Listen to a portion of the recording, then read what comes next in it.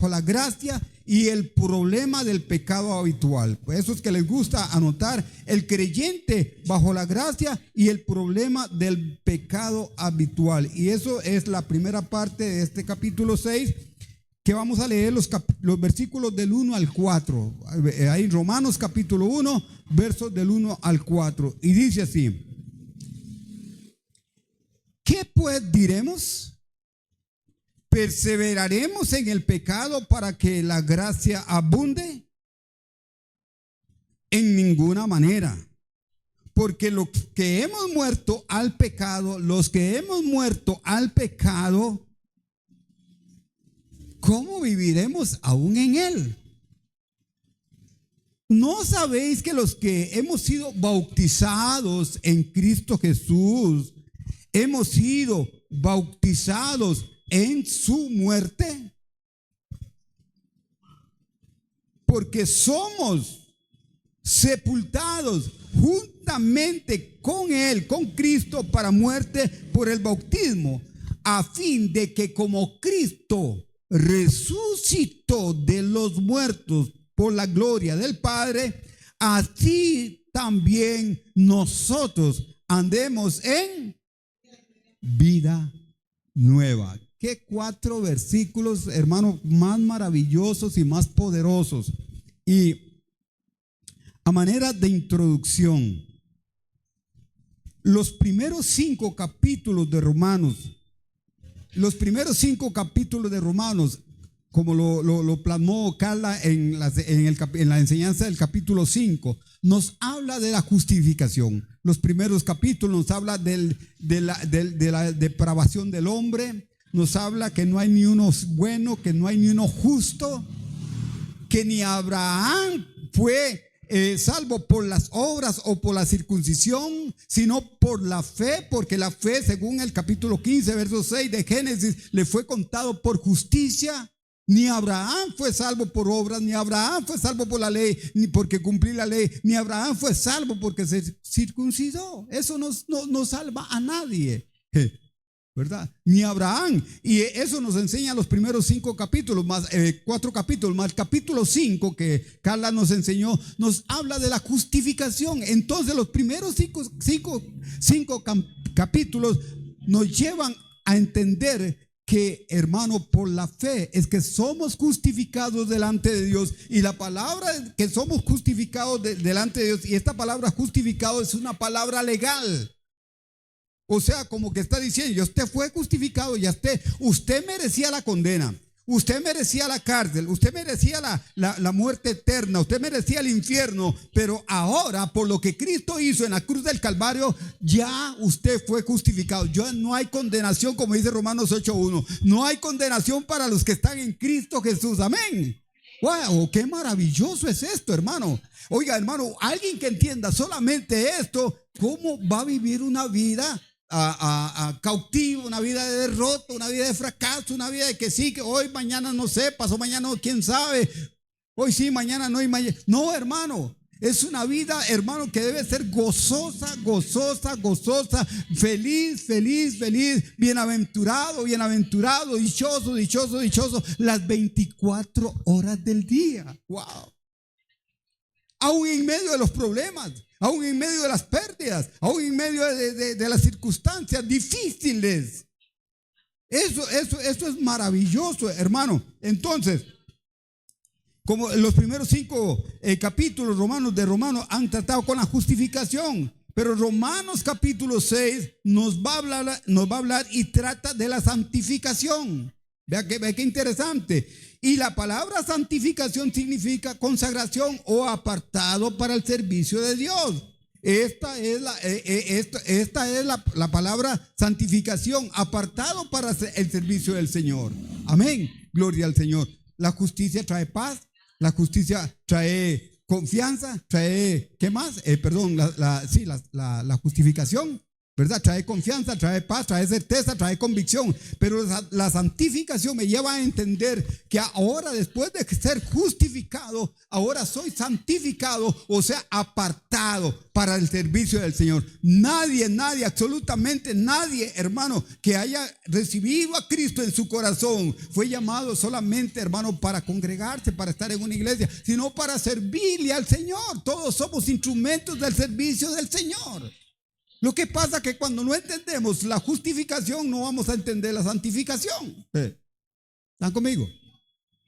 Y cuando usted entiende la justificación, va a entender la santificación. Y la santificación te dice: fuiste limpiado, fuiste justificado, fuiste apartado para el servicio del Señor, para el servicio del... ¿Y dónde servimos? ¿Dónde servimos? Servimos en cualquier lugar. Las casadas, las solteros, los viudos, los qué sé yo, los padres, los hijos, todos servimos. Podemos empezar a servir. ¿Dónde? En la familia. ¿Dónde? En los vecinos. ¿Dónde? En lugar de estudio. ¿Dónde? En lugar de trabajo. ¿Dónde? En el vecindario, con los amigos, con lo que sea, hermanos. Somos llamados a servir. No solamente servir es predicar, servir es cantar, o servir es hacer algo dentro de la iglesia. Servir, hermanos, es una palabra muy, muy amplia. Y hay un gran terreno allá afuera para servir al Señor. Amén. Gloria al Señor. Esta palabra se encuentra cuando hablamos de santificación, el verso 19 del capítulo 6 de Romanos, que vamos a ver después. Dice Pablo: hablo como humano por vuestra humana debilidad, que así como para iniquidad presentáis vuestros miembros para servir a la inmundicia y a la iniquidad, así ahora para santificación presentad vuestros miembros para servir a la justicia. Vea qué lindo esto, hermano. Y el verso 22, ahí mismo en Romanos capítulo 6: mas ahora que habéis sido libertados del pecado y hechos siervos de Dios, tenéis por fruto vuestra santificación y como fin la vida eterna. Amén. ¡Wow! Qué lindo, hermano. Hemos sido santificados no para estar ahí en la iglesia. Voy una carita dentro del templo, voy para la iglesia, pongo cara de santo, entro al templo, pongo cara de santo, estoy dentro, canto y oro y con cara de santo. No, hermano, no. Pero después cuando salgo de la puerta para afuera, ya no tengo cara de santo, ya no sé qué cara tengo, hermano. Cara de que yo no fui, cara de Chucky, cara de yo no sé qué. Algunos llegan a la casa y en la iglesia se comportan como santos y en la casa se comportan como Chuckys. Vale que hoy no vinieron, gloria al Señor, aleluya. Hermanos, ¿cómo nos comportamos, hermanos? Santo no es una apariencia religiosa. Santo no es vestir de una manera, poner cara de otra manera. No, santo es un estilo de vida que nos dice: usted fue apartado para el Señor, usted es un instrumento en las manos del Señor para que le sirva al Señor. Amén o no amén. Amén, gloria al Señor. Dios me ha salvado de la pena del pecado. Esto es la justificación que nos habla los primeros 5 capítulos de Romanos. Dios me ha salvado de la pena del pecado. Esto es la justificación. Dios me ha salvado del poder del pecado. Esta es la santificación, que eso lo vamos a ver en los capítulos 6, 7 y 8 de Romanos. Dios me salvará de la presencia del pecado cuando mi salvación sea completa. Esto es la glorificación que nos habla Romanos capítulo 8. ¿De qué se trata este capítulo 6? Algunas preguntas muy importantes. Pablo aquí está usando el método socrático para enseñar. El método socrático es que el maestro hace una pregunta a los alumnos y los alumnos interactúan contestando. Sabemos que no todos los alumnos van a contestar bien. Algunos contestarán mal, otros muy mal, otros más o menos y otros pocos de acuerdo a la enseñanza. Pero lo que Sócrates quería era que los alumnos aprendieran, y por la metodología que él usa de enseñar, entonces, hermano, me muestra a mí cuando alguien me hace una pregunta a mí y yo me quedo así pensando, yo no sé la respuesta, soy ignorante o no. Ignoro la respuesta. ¿Verdad que sí? Ignoro la respuesta, soy ignorante. Pero esa pregunta me hace reaccionar a mí y reconocer mi ignorancia para que después yo estudie y pueda verdaderamente entender esa pregunta. ¿Están conmigo? Y eso es lo que Pablo está usando, esta metodología. Ahora, vamos a ver algunas preguntas que tienen este capítulo 6 de Romanos. ¿Cómo debo de vivir la vida cristiana? ¿Cómo puedo tener victoria y dominio sobre el pecado? ¿Cómo puedo vivir una vida consagrada al servicio del Señor Jesucristo? ¿Cómo puedo ser libre de la esclavitud del pecado? ¿Qué tengo que hacer para vivir una vida que agrade a Dios? Estas son preguntas muy importantes, y son preguntas que Pablo hace en este capítulo 6 de Romanos. Y son preguntas, hermanos, que me llevan a mí a una confrontación, a confrontarme conmigo mismo. Y son preguntas que yo me debo de hacer también. A ver si estoy caminando bien por el camino correcto o si me estoy yendo por otro lado. Y yo creo que por eso, hermano, es importante ver estas cosas. Romanos 6:6 responde esto: tu viejo hombre fue, tiempo pasado, crucificado con él, con Cristo. Ya lo vimos en el versículo, bueno, está en el versículo 6. Ok. Dios condenó al viejo hombre, lo juzgó y derramó su ira sobre él cuando nuestro bendito Salvador murió en la cruz del Calvario. Toda la ira de Dios y sobre el pecado, hermano, fue sobre Cristo. Esto es algo que no es, que para entenderlo no lo podemos entender con una mente natural. Tenemos que escudriñar la palabra del Señor, revisar los evangelios de la vida de Cristo, todo lo que hizo Jesús, y ver esta revelación de resurrección. Porque mucha gente conoce a un Cristo histórico, mucha gente conoce a un Cristo religioso, muchos conocen a un Cristo en la carne, aún muchos conocen a un Cristo crucificado, pero no tienen la revelación de lo que todo eso simboliza con la resurrección de Cristo. Amén. Esa crucifixión de Jesús, hermano, en la cruz del Calvario es más que un acto histórico, es más que un acto religioso, es más que un acto común y normal. En aquel tiempo mucha gente era crucificada, los malos eran crucificados, pero aquí la diferencia que un hombre inocente está siendo crucificado y se cumple lo que dice la palabra de Dios: como manso cordero inocente fue y derramó su vida y derramó su sangre en la cruz del Calvario para darnos salvación y vida eterna, para que viviéramos una vida diferente. ¿Sabe qué, hermano? Últimamente la iglesia del Señor se ha terrenalizado mucho. Hemos vivido más terrenalizados, anhelando las cosas de la tierra, los bienes materiales y un montón de cosas, hermano. Nos hemos mundanalizado mucho, hemos traído y aplicado las cosas del mundo y ahora vivimos con el mundo, y ya la iglesia y el mundo son algo muy parecido. Pero nos hemos olvidado que nosotros no somos de esta tierra, como mencionamos en algún momento. Bueno, en la enseñanza de Hebreos 11. Nosotros, hermanos, no somos peregrinos y extranjeros, estamos de paso. ¿Se acuerda lo que enseñamos en el capítulo 4 sobre Abraham? Hermano, aquel hombre que le dice: sal de tu tierra y tu parentela y a una ciudad y él llegó a una ciudad y no era la ciudad, porque no era la ciudad verdaderamente cuyo arquitecto, constructor y arquitecto es Dios. Y esa ciudad los está esperando a usted y a mí, juntamente con Abraham y todos los que murieron por la fe, todos los que fueron justificados por la fe. Amén. Eso es para gozarse, hermano, para brincar en una pata, hermano. Mi viejo hombre fue crucificado. O sea, fue crucificado, está hecho. Mi viejo hombre fue crucificado.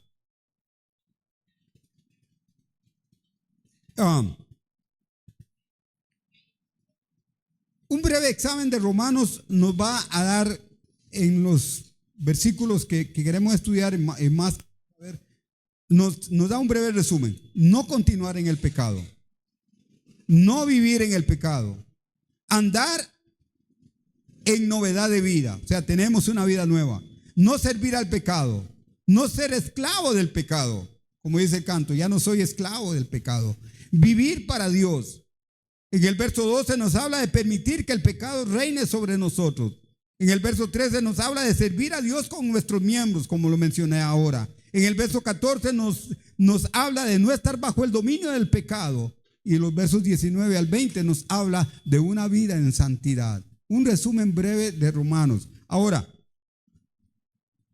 el creyente bajo la gracia y el problema del pecado habitual.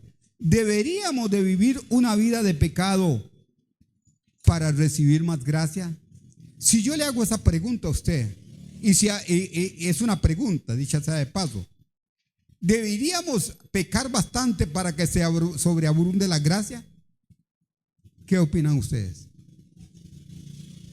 ¿Qué dicen ustedes? ¿Cómo? No los veo así como con mucha convicción, ¿no? Convicción, ¿cómo? No, pero porque si abundamos tanto en pecado. ¿Por qué pecamos tanto? Porque a veces, hermano, inconscientemente podríamos estar pecando, inconscientemente, porque, bueno, yo llego y me arrepiento y oro y el Señor me perdona. Es cierto. Pero a veces, hermano, eso se puede convertir en una arma muy peligrosa que más adelante vamos a ver. Verso 1. ¿Qué pues diremos? ¿Perseveraremos en el pecado para que la gracia abunde? ¿Perseveraremos en el pecado para que la gracia abunde? Pablo introdujo la idea de que cuando el pecado abundó, sobreabundó la gracia. Y ojo lo que dice el verso 20 del capítulo 5 de Romanos. Pero la ley se introdujo para que el pecado abundase. Mas cuando abundó el pecado, sobreabundó la gracia. Si usted toma ese versículo, así, lo lee. ¡Wow! ¡Wow! Pero la ley se introdujo para que el pecado abundase. Mas cuando abundó el pecado, sobreabundó la gracia. Y usted sabe que hay líneas de pensamiento, hubieron y hay hoy en día líneas de pensamiento que están aplicando este versículo de esa manera. Entre más pecado, más gracia. Pero ¿qué dice Pablo? ¿Qué dice Pablo? Ahora lo vamos a ver. Entonces, perseveraremos en el pecado para que la gracia abunde. Pero la ley se introdujo para que el pecado abundase. Mas cuando abundó el pecado, ¿qué dice? Sobreabunda la gracia. Ahora se pregunta si alguien podría tomar esta verdad para implicar que no importa si un cristiano vive en vida de pecado, porque Dios siempre vencerá un gran pecado con una gran gracia. Ojo. Y algunos pueden agarrar el versículo bíblico. Vea, la Biblia lo dice. La Biblia lo dice. Ahora vamos a poner un ejemplo de un hombre que tal vez usted ha oído mentar. Después de todo, si Dios ama a los pecadores, entonces ¿por qué preocuparse por el pecado? Si Dios da gracia a los pecadores, ¿por qué no pecar más para recibir más gracia? Algunas personas creen que su trabajo es pecar y que el trabajo de Dios es perdonar. Así que harán su trabajo y Dios que haga el suyo. ¿Entendieron? Entonces el trabajo es pecar y el trabajo de Dios, ¿qué es? Perdonar. Esas son posiciones que han habido y que hay hoy en día. Y a mí, yo pudiera usar un término, eso se llama un abuso de la gracia o no entender la gracia. A principio, ojo aquí este hombre, a ver si le suena. Al principio del siglo XX, el monje ruso Gregory Rasputin enseñó y vivió la idea de salvación por medio de experiencias repetidas de pecado y arrepentimiento. Ese era lo que él creía y enseñaba. Él creía como los que pecaban más requerían más perdón. Entonces un pecador que continuaba pecando sin restricciones disfruta más de la gracia de Dios cuando se arrepiente por el momento que el pecador ordinario. O sea, él peca bastante y recibe más gracia. Por lo tanto, Rasputín vivió en pecado notorio y enseñaba que este era el camino a la salvación. Tremendo eso, hermano. Tremendo. Este es un ejemplo extremo de la idea detrás de la pregunta de Pablo. ¿Perseveraremos en el pecado para que la gracia abunde? Pero en una manera más extrema, la pregunta todavía nos enfrenta. ¿El plan de la gracia es seguro? Ojo, a esa pregunta. Póngale más a eso. El plan, ¿no abusarán las personas de la gracia? Ojo, pongan atención, no se desconecten. Si la salvación y la aprobación de Dios se dan sobre el fundamento de la fe en lugar de las obras, ¿no será que solamente digamos yo creo? Y luego vivamos de la manera que, ¿cómo diríamos aquí en Costa Rica? Que nos da la gana. De la manera que nosotros queramos. Desde un punto de vista meramente natural o secular, ojo, desde un punto de vista meramente secular o natural, la gracia es peligrosa. El que no la entiende y no tiene el conocimiento de lo que es la gracia de Dios es peligrosa. Aquí en nuestro país han venido enseñanzas, doctrinas sobre por mencionar un nombre, creciendo en gracia. Que usted podía vivir como le diera la gana y que usted era salvo. Y todavía hay líneas de pensamiento en este momento que piensan así porque están abusando de la gracia y no han entendido la gracia. Por eso la gracia es peligrosa. Para el que no la entiende, es peligrosa. Hay gente que ha abusado de la gracia de Dios. Yo recuerdo que había un hombre que nos confrontaba, estaba uno en algún lugar y llegaba y le decía, usted está bajo la ley. Ustedes están bajo la ley. ¿Por qué? Porque yo estoy en la gracia, yo estoy bajo la gracia. Pero era una gracia, hermano, que hacían lo que les daba la gana. Tomaban, fumaban, adulteraban y hacían todo este montón de cosas. ¿Por qué? Porque están aplicando más. Por eso la gracia es peligrosa. Es por eso que mucha gente realmente no enseña o cree en la gracia y enfatiza el vivir según la ley, que esto es otra historia.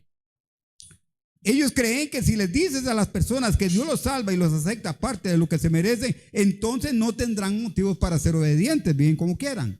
En su opinión, simplemente no se puede mantener las personas en el buen camino sin una amenaza de Dios sobre sus cabezas. La ley que es como una amenaza.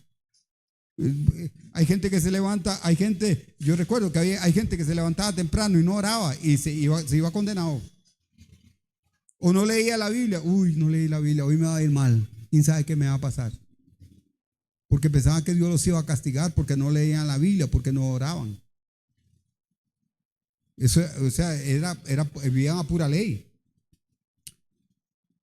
Si creen que su posición en Jesús está arreglada por lo que hizo Jesús, entonces la motivación de una vida santa se ha ido.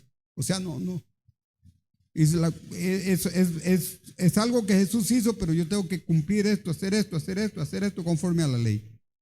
Pero Pablo dice, perseveraremos en el pecado. El tiempo del verbo en la frase perseveraremos en el pecado, el tiempo activo presente. O sea, pone en claro Pablo y describe la práctica habitual en el pecado. Perseveraremos, o como pudiéramos decir, perseveramos y seguiremos perseverando en el pecado para que la gracia abunde. Por eso, lo que dice Pablo es una descripción del pecado habitual a la cual mucha gente está acostumbrada. Usted no sé si usted conoce gente que es un pecado, y aquí no voy a hablar en un escalafón de pecado, sino una repetición del mismo pecado. Lo repiten y lo repiten y lo repiten y lo repiten y lo repiten. Es habitual, es algo que es habitual, pero ellos dicen, no, el Señor conoce mi corazón, el Señor es misericordioso, el Señor me perdona, el Señor no sé cuánto y que este que el otro. Pero eso no está bien. En esta primera parte de Romanos 6, Pablo describe sobre alguien que permanece en el estilo de vida de pecado, pensando que es aceptable para que sobreabunde la gracia de Dios. Eso es lo que está resumiendo Pablo en este versículo número 1. De la gente, hermano. A veces religiosa, hermano, escuche bien, Carla, escuche bien. Hay religiosos en todo lado. Hay religiosos en todo lado, ¿verdad? No solamente nosotros podemos criticar, es que ese es un religioso. No, hay religiosos en la iglesia evangélica. ¿Y qué es un religioso, hermano? ¿Qué definición tiene usted o podemos dar de un religioso? Para mí, un religioso es el que llega a su reunión, culto, logia o no sé cómo se llame, que llega y hace todos los ritos de la reunión. Si es en el culto evangélico, cantan, aplauden, oran, hacen un montón de cosas como todo normal. Pero cuando sale de la puerta para afuera, todo lo que hizo aquí fue un rito, fue algo religioso, porque después sale a sus fechorías. Algunos salen a adulterar, otros salen a emborracharse, otros salen a mentir, otros salen a pelear, otros llegan enojados a la casa, otros llegan a pelear con el esposo, a pelear con los hijos, otros mienten, otros piden prestado y no pagan, otros, compran cosas robadas. Estoy hablando de un religioso, de lo que es ser un religioso. Y hay muchos religiosos en la iglesia del Señor. Y como en otros lugares, hay religiosos. Pero el verdadero Hijo de Dios vive una vida diferente.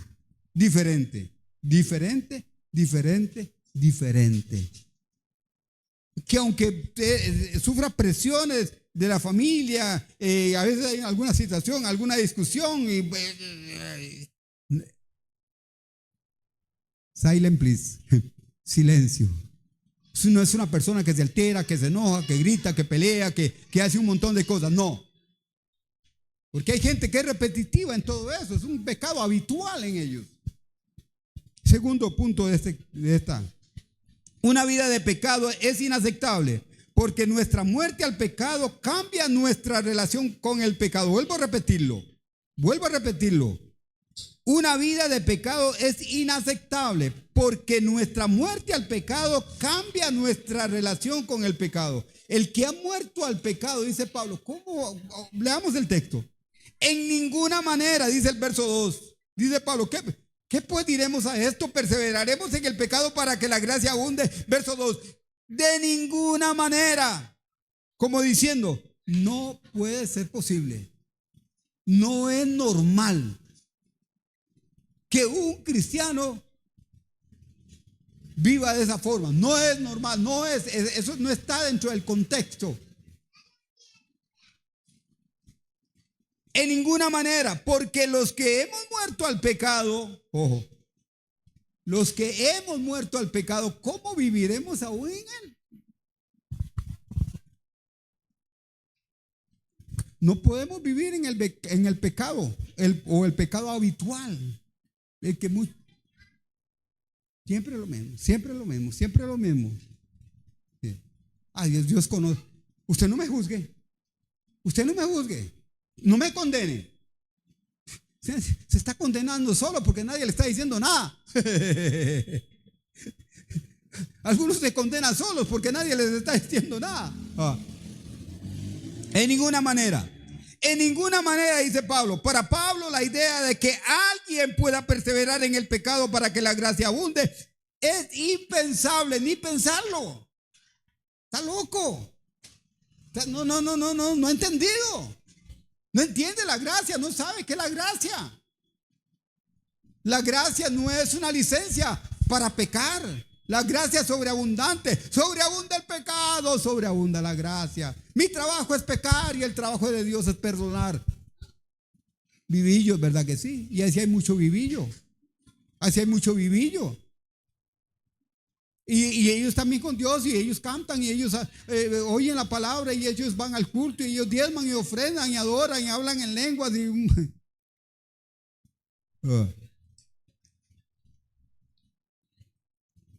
Porque los que hemos muerto al pecado, ¿cómo viviremos aún en él? Wow. ¿Cómo viviremos aún en él? Esto como que me habla a mí, hermano, de hacer de escanear mi vida delante del Señor. Y puede que de repente en cada una de estas enseñanzas, Carla, puede ser como un escaneo para todos y cada uno de nosotros, para ver, wow, aquí un escaneo, aquí está el diagnóstico. Cuando usted estudia la palabra, lee la palabra y recibe la enseñanza de la palabra de Dios, es como un escaneo, como un examen. Y cada uno va a ver los síntomas que tiene. Cada uno por el Espíritu de Dios va a ver lo que hay dentro. El cristiano, hermano, el cristiano debe ser nítido, íntegro en toda su forma de vivir. No ser íntegro en un lado y ser desíntegro en el otro. Ahora dije sobre los cristianos que compran cosas robadas. Hermano, un cristiano, ¿cómo puede un cristiano comprar una cosa robada? A mí no me cabe en la cabeza.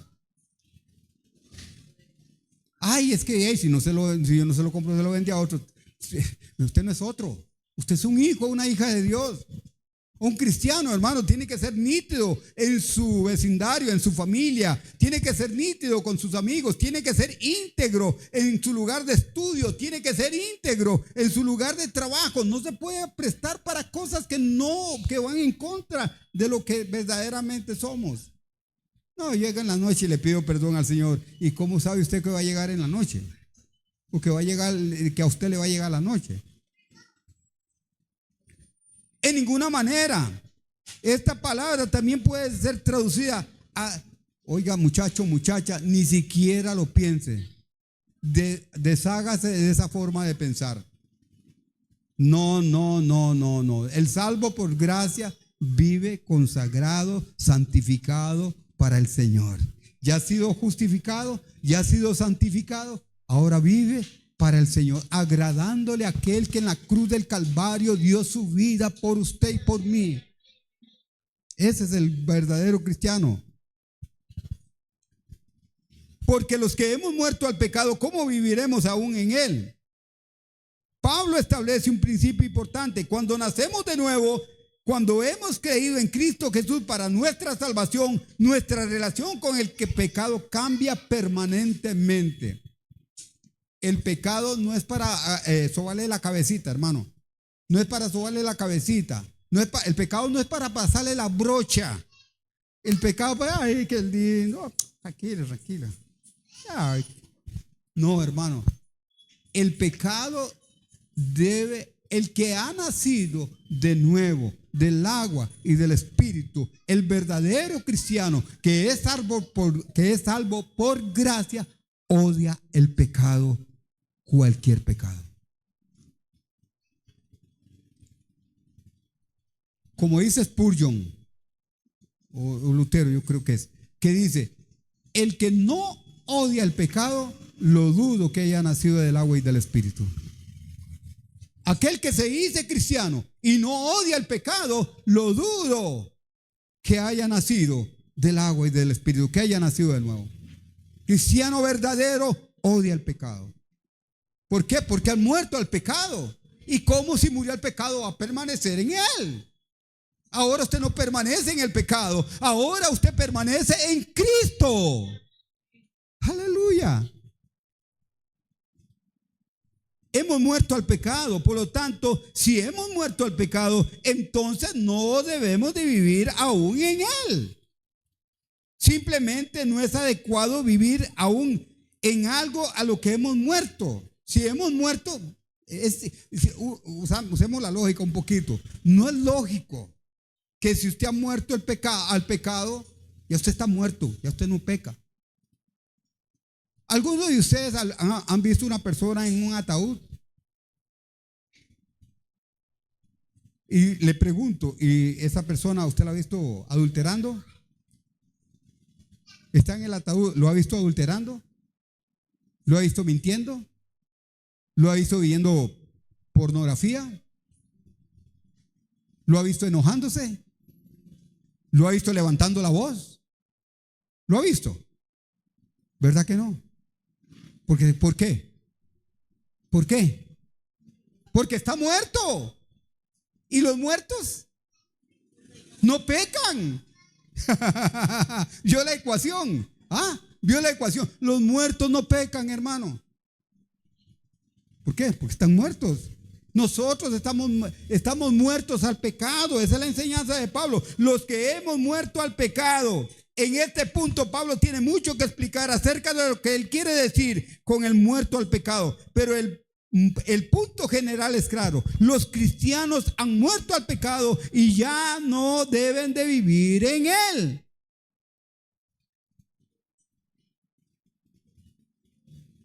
¿Sabe usted que hay mucha gente que anda cargando el muerto? ¿Se acuerdan un dicho? No sé si era una canción o era un dicho que decía: ese muerto no lo cargo yo. Ese muerto no lo cargo yo. Pero hay cristianos que andan cargando un muerto, hermano, y no se han dado cuenta.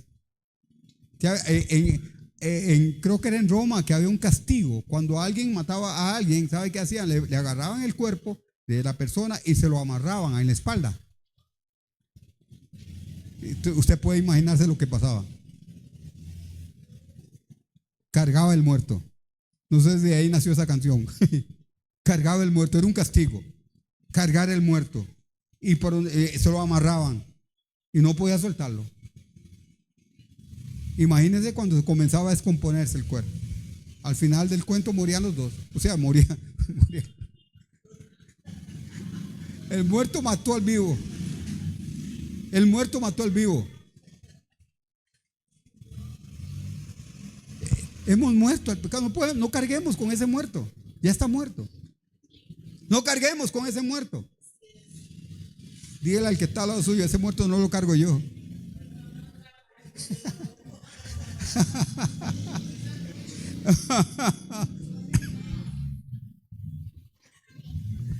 Antes estábamos muertos en pecado.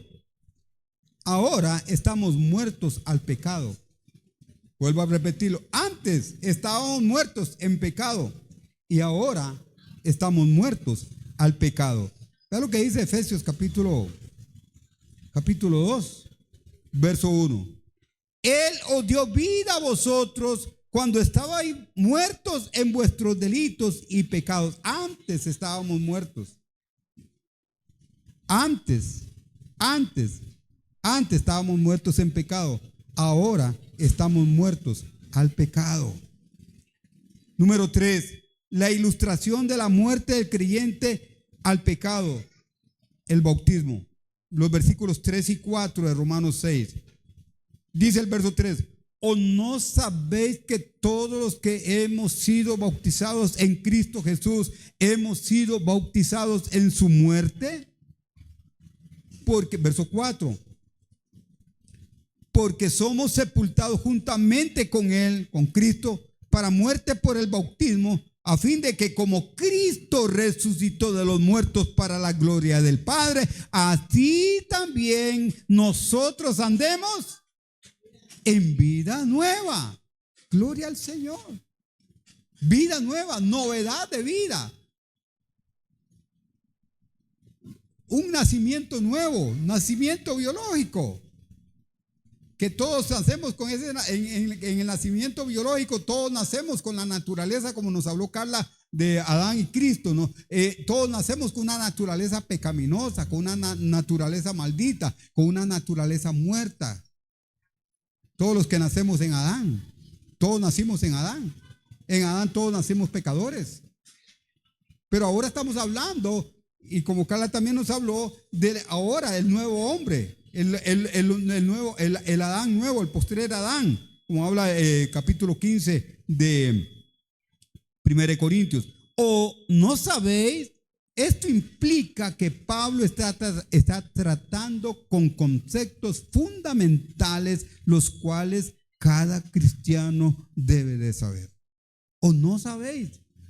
O sea, les hemos estado enseñando a ustedes la doctrina básica, la doctrina fundamental por la cual usted debe vivir. Y una de ellas es la gracia. Y cuando usted vive en la gracia, no es una licencia para pecar. Más bien todo lo contrario. Cuando usted vive en la gracia, es porque usted ha sido justificado y santificado para el servicio del Señor. Qué lindo, hermano, qué lindo eso. Que todos los que hemos sido bautizados en Cristo Jesús, la idea detrás de la antigua palabra griega para bautizados es sumergir o abrumar algo. Mételo todo. Y la Biblia, lo que yo defino, llamo varios bautismos en la Biblia. En la Biblia encontramos varios bautismos. ¿Cuántos bautismos conoce usted? Vamos a ver. ¿Usted? ¿Cuántos conoce? Only one. ¿Cuántos bautizos conocemos? No están haciendo cuentas. ¿Cuántos bautizos conocemos? Ya usted lo dijo. ¿Cuántos? ¿Dos? A veces, hermanos, no entendemos cuando leemos la Biblia, a veces no sabemos que hay varios bautismos. Algunos ven 4, otros ven 5. Algunos ven 4, otros ven 5. Puede ser, no sé. Cada uno lo ve de esa manera. La Biblia utiliza la idea de ser bautizado de varias maneras diferentes. Cuando una persona es bautizada en agua, ellos son sumergidos o cubiertos en el agua. Y eso es para las personas que creen, porque ¿verdad? Los que creen, los bebés no creen, entonces no son bautizados. Cuando la persona se bautiza en agua, se busca agua. Jesús fue bautizado en el Jordán. Jesús tenía 33 años cuando fue bautizado, ¿verdad? En el Jordán. Fue sumergido. ¿Quién lo bautizó? Juan el Bautista. Juan el Bautista lo bautizó. Jesús fue bautizado y todos sabemos lo que ahí aconteció. Otro bautismo también que conocemos es el bautismo en el Espíritu Santo. Allá en Mateo capítulo 3, verso 11 y Hechos 1:5. Ellos son sumergidos o cubiertos con el Espíritu Santo. El otro bautismo es este bautismo yo sé que les va a gustar, hermanos. ¿Cómo les va a gustar este bautismo? ¿Usted sabe cuál es, verdad? Este bautismo les va a gustar. Y es el bautismo en los sufrimientos de Cristo. Yo sabía que iban a aplaudir. Yo sabía que iban a decir amén. Yo sabía que iban a decir gloria a Dios. El bautismo en los sufrimientos de Cristo es parte. Hermano, cuando a usted le venden la oferta o la idea de que ser cristiano es parar de sufrir, déjeme decirle, hermano, que eso, o cualquier persona que todavía no ha recibido Cristo, o alguna persona que lo ha vivido, eso no es bíblico. Lo bíblico es el bautismo en los sufrimientos de Cristo. Cristo lo dijo.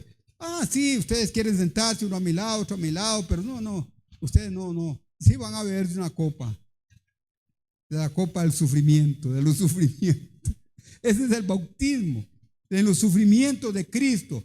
Cada vez que usted está pasando por un momento difícil, por una prueba, por una circunstancia adversa, hermano, acuérdese, si usted lo está viviendo y pasando como cristiano, no como mundano, por entrometerse y hacer lo que no debe hacer, eso no es. No, pero por la causa de Cristo, hermano, déjeme decirle que usted está siendo bautizado en el bautismo de los sufrimientos de Cristo. Eso lo encontramos en Marcos 12:39. Pero también Pablo nos habla, aquí Pablo se refiere a ser sumergidos o cubiertos en Cristo Jesús, bautizados en Cristo, sumergidos en Cristo, metidos en Cristo.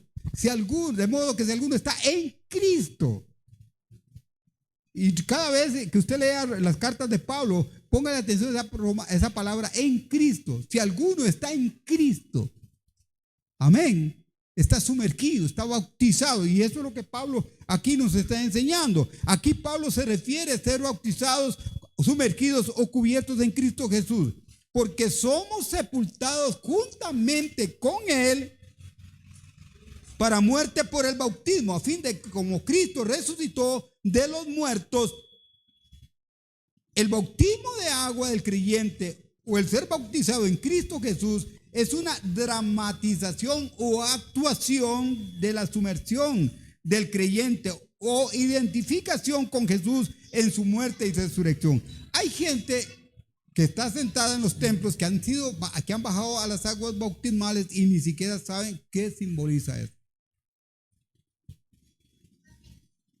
bajar a las aguas bautismales, por lo general, el pastor y los ayudantes meten todo el cuerpo de la persona porque es lo más semejante a un bautizo.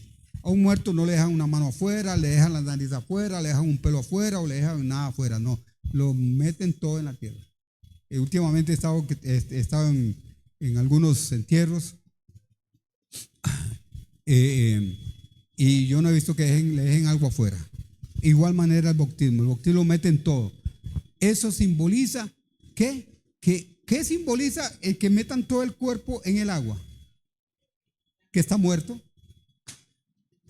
Porque no está vivo. Si está muerto. No, usted no entierra un vivo, era una persona muerta. Está muerto. Ok, en el bautismo, toda la persona. ¿Y cuando sale, qué simboliza? Resucitó. Aleluya. Tiene que estar muerto, tiene que ser sepultado y resucitar. Eso es lo que simboliza el bautismo en agua. Y eso es lo que simboliza también, por decirlo de alguna forma, ser bautizados en Cristo. El bautismo es ese. De esta y otras referencias al bautismo en los escritos de Pablo, está claro que él no considera el bautismo, ojo, como una opción extra a la vida cristiana. No, es como una dramatización, es como un testimonio público de lo que me ocurrió aquí adentro. Cuando yo recibí a Cristo en mi corazón, nadie me guió a recibir a Cristo. Yo solo en mi casa lo recibí, ahí me arrepentí, ahí lloré, ahí tuve la experiencia que tuve con el Señor y con el Espíritu Santo. En ese momento tan maravilloso, gloria al Señor. Hermanos, y el bautismo fue el testimonio, el bautismo en agua, el testimonio público de lo que a mí me sucedió aquí.